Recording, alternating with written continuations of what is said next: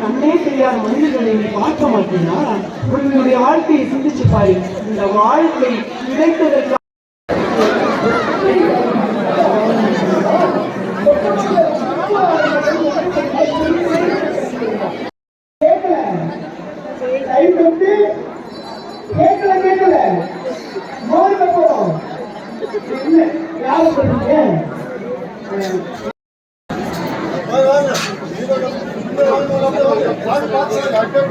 கொஞ்சம் ஓரமா பார்த்து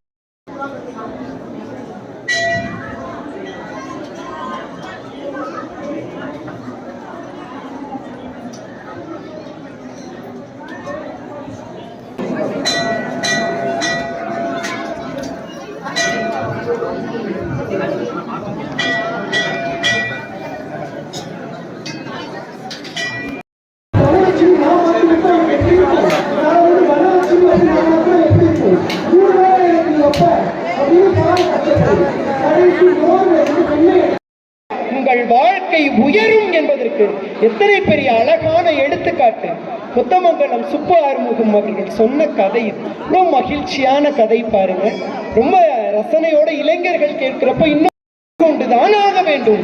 நீங்கள் மோராக இருந்து வெண்ணையாக மாறி நெய்யாக மாறுவதற்கு பல வழிகளை, பல ரணங்களை, பல அவமானங்களை சந்தித்துத்தான் ஆக வேண்டும்.